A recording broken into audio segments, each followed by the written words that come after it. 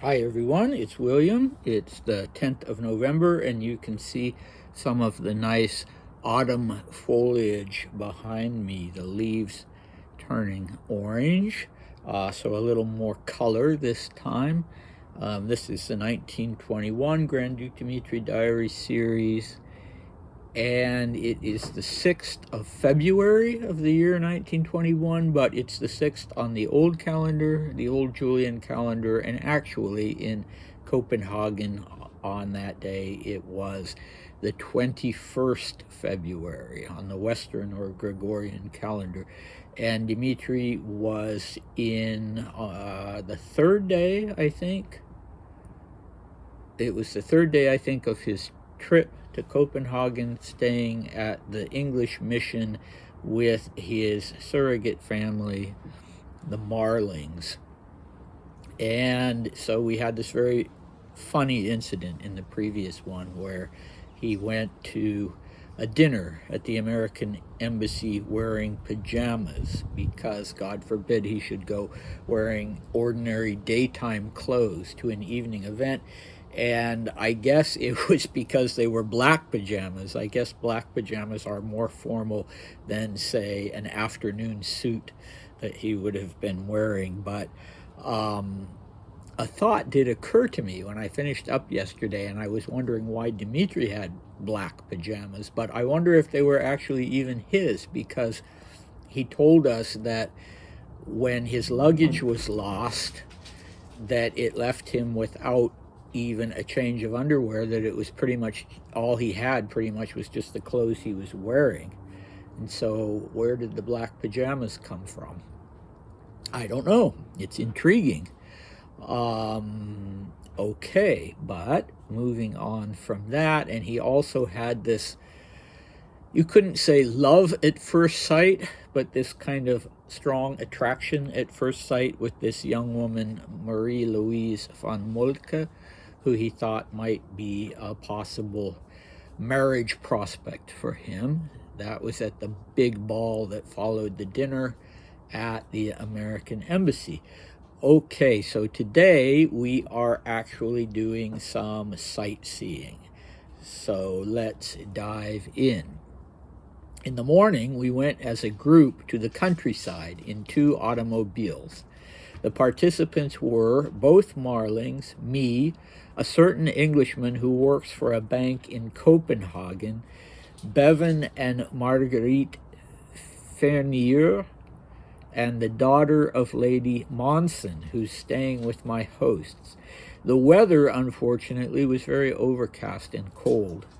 We went to a place called Helsingor, I think.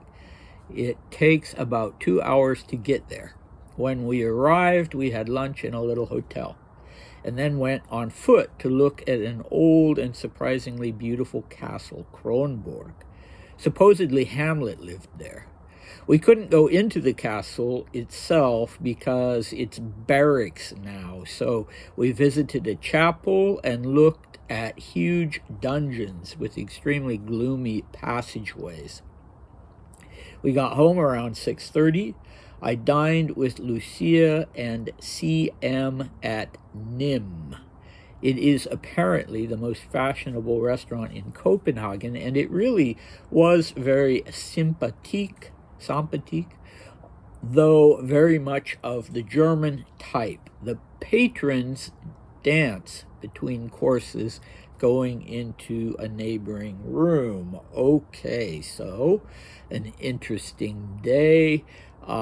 You might enjoy this diary entry more if you do as I did and looked at photographs online and read a little about the places that he mentions. Okay, so I have no idea. He doesn't give us the name of this Englishman who works at a bank, and I have no idea who Bevan and Marguerite were. He spells their surname Fernier, E-U-R, so it sounds French, but Bevan would definitely be English, and I just have no idea who they are, but they are connected in some way with the British community, the British colony, whatever you would call it, in Copenhagen, clearly. Because they're part of this little party organized by the Marlings, and the Marlings have another house guest in addition to Dmitri. She's the daughter of Lady Monson, so the Monsons were very close friends of the Marlings, and so that Dmitri got to know the Monson family when he was living in London, and in fact there was a 12-year-old boy in the family who was so taken by Dmitri that he insisted apparently that Dmitri be invited to his birthday party when it was his birthday, and Dmitri went, and he liked the kid, and he was impressed by what a smart little fellow this boy was. But anyway, I couldn't tell you how old the daughter is, but she's in Copenhagen visiting the Marlings. And beyond that, Dmitri says nothing about her. He really only has eyes for one woman in Copenhagen, as we already know, and that's Marie Louise. Okay, so they go off to this town called Elsinore. And of course, I immediately thought of Helsingfors, or Helsinki in Finland. And it's not that. It is actually the Shakespeare turned it into Elsinore, and it's a beautiful coastal town, really lovely. And the main feature there, well, I guess there's a big maritime museum there that I would love to see, but the main feature is this castle, Kronborg, which is the castle that Shakespeare used as his inspiration for Elsinore Castle. And don't ask me how Shakespeare would have seen this castle. I don't know that he is considered to have traveled broadly, but yeah, perhaps there were drawings and descriptions and various things. And Kronborg, at its earliest, was a fortress in the 15th century. So it had already been around for a while for centuries, by the time Shakespeare came on the scene.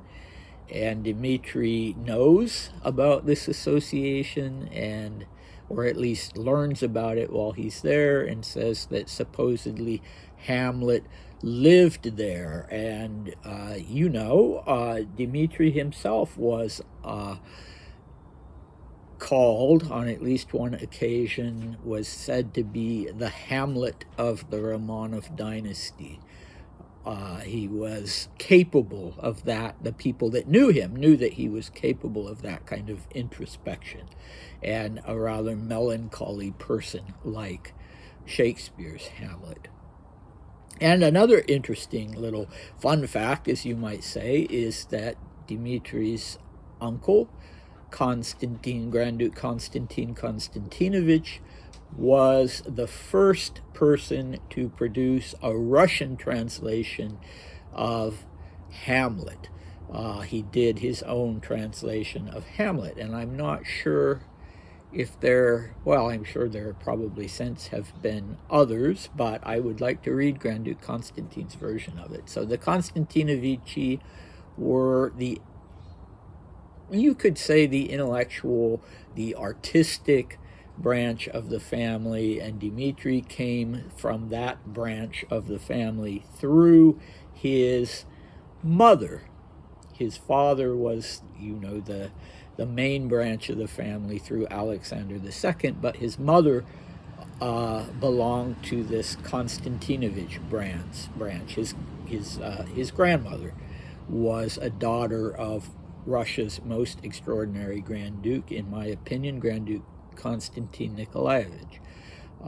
Anyway, I am digressing. So he says they couldn't go into the castle itself, because it was a military barracks, and that was true. So I had a look at that. It had been, by that time in 1921, it had been barracks for over 100 years, going all the way back to the 18th century. But if Dmitri had chosen to do so, he could have came back 2 years later. He could have went back in 1923 or thereabouts, when the army relinquished the castle and it was renovated and then turned open to the public and turned into a sort of public heritage site. And one can still go and tour it today, and I'm adding it to my list of places I would like to go one of these days when I'm in Europe. Okay, so Kronborg. So they couldn't go in, but they did clearly get inside of the building, because they went to a chapel there, and there are some great pictures of the chapel online. And then they went and looked at the dungeons. Dmitri puts it in the plural. We looked at huge dungeons with extremely gloomy passageways. And I was able to find photos of those too online. And clearly now the public can go and visit those dungeons. And there are pictures online of these extremely gloomy passageways that fit that description to a T.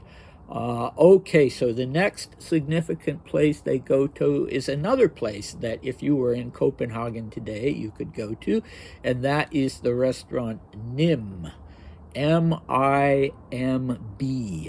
I'm not sure if the B is sounded or if it's silent, but it was in 1921, according to Dmitri, the most fashionable restaurant in Copenhagen. It seems like today it's still a fashionable restaurant. Funnily enough, it has American and French kind of accents, so they serve mainly French food, and they have an American bar. And when it was first founded, it was founded as an American bar, oddly enough, by these two sisters with the surname Nim, N-I-M-B, and they opened it up as a sort of cocktail, a bar, and it grew from there, and you had the restaurant, and then at some point they decided to renovate the American bar and turn it back to its sort of historical roots. Dmitri does not mention it. So they were in the restaurant and he liked it, but he said, it struck him as German, which is, yeah, it's a little odd, but we know from previous diary entries that he was really wanting his trip to Copenhagen to be very Scandinavian. He didn't want it to be German. He wanted it to be authentically Scandinavian, and he was disappointed with the city itself because he said, it just seems like, any other German city. And he's going to change his mind about that. But anyway, that was something that I remember when he first went to the Middle East in his diaries, and when he was in Iran, and he was disappointed there too. He had expected it to be something out of the Arabian Nights. And so the one thing he really liked was the bazaar, because the bazaar gave him that kind of taste of the exotic that he was looking for. Okay, so the patrons going into another room and dancing between courses. Dmitri had stopped dancing after the revolution, after everything that happened, his father's death. For some reason, that was how he chose to show his, his grief for that, is by, he danced in private if he was at a house party or in some private setting with a gramophone or somebody playing the piano, he would dance, but he never danced in public. I don't know how long that went on, but at least in the periods covered by the diaries, he did not dance in public. Anyway, that's enough about that one, and we will continue on going to social occasions and getting to know Copenhagen, and more importantly, getting to know Marie Louise von Moltke, now I'm happy to say with a complete wardrobe, although in his diary entry where he talks about arriving in Copenhagen, he remarks that he stupidly had not brought a winter coat or a warm coat, and here again he's not happy with how cold it is on their outing on this occasion, so I wonder if he eventually bought himself in Copenhagen a winter coat. Maybe the same person who provided him with the black pajamas provided him with a warm coat as well. Anyway, yeah, come back next time. I'll see you then.